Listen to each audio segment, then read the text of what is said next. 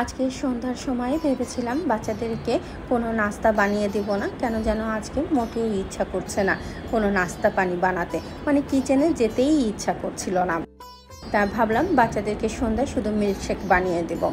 তা আমার দুই ছেলে যখন শুনতে পেরেছে যে ওরা নাস্তা পাবে না, আজকে আমি নাস্তা বানাবো না, তখন ওরা বলা শুরু করলো যে আম্মু অনেক খিদে পেয়েছে, কিছু একটা বানিয়ে দাও।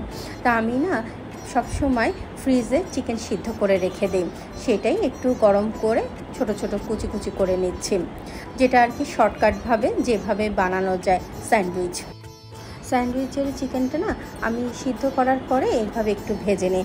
এইখানে সামান্য তেল দিয়ে একটু পেঁয়াজটা সিদ্ধ করে নিয়ে তার মধ্যে চিকেন কুচি দিয়ে দিই।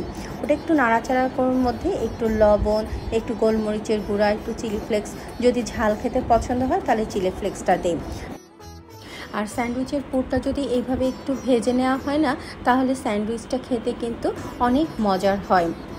আমি না এইবার স্যান্ডউইচটাই একটু হেলদি আকারে বানানোর চেষ্টা করেছি। আমার বাচ্চারা সব সময় সস, বিভিন্ন ধরনের সস খেয়ে থাকে, তা আমি ভাবলাম যে থাক, আজকে একটু হেলদি ওয়েতে স্যান্ডউইচটা বানিয়ে দিই, সেই জন্য কোনো ধরনের সস ব্যবহার করিনি। তবে এখানে আমি দেশি চিজটা ইউজ করেছি। এই দেশি চিজ দিয়ে যে কখনো যে স্যান্ডউইচ বানানো যায় আমার না এটা জানা ছিল না। সব সময় হয় স্লাইস চিজ দিয়েছি কিংবা মোজারেলা চিজ বা চেডার চিজ দিয়েই কিন্তু বানিয়েছিলাম, কিন্তু কখনো দেশি চিজ দিয়ে কিন্তু বানানো হয়নি।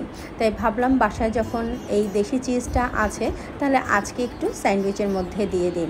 নতুনভাবে নতুন রান্না কিন্তু বেশ ভালোই লাগে। আচ্ছা, দিয়েই দেখি না কেমন হয়, এই রকম মনে হয়, খারাপ তো হবে না নিশ্চয়ই। আর এই দেশি চিজ কিন্তু আমার বড় ছেলে খুব পছন্দ করে, ও সবসময় এটা এনে রাখতে বলে, কারণ ও ঘুরে ফিরে আর এই চিজটা খায়। তারপরে আমি স্যান্ডউইচটা বানিয়ে আমি একটু গ্রিল করে নিচ্ছি, আর এই বাটারটা দিলে না খুব ক্রিস্পি হয় স্যান্ডউইচটা, জানো, আর খেতেও কিন্তু অনেক টেস্টি হয়।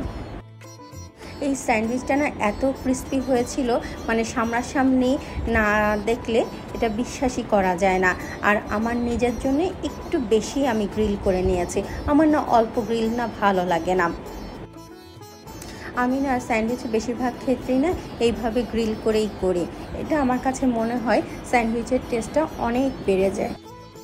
আমার ছোট ছেলে যখন জানতে পেরেছে স্যান্ডউইচের মধ্যে কোনো সস নেই, তখনই সে দৌড়ে যে সস নিয়ে এসেছে। আর সত্যি স্যান্ডউইচের মধ্যে দেশি চিজ দিয়ে এত মজার হয়েছে, না খেলে বিশ্বাসই করা যায় না। আজকে এতটুকুই, সবাই ভালো থেকো, সুস্থ থেকো, আর নিজেদের দিকে খেয়াল রেখো।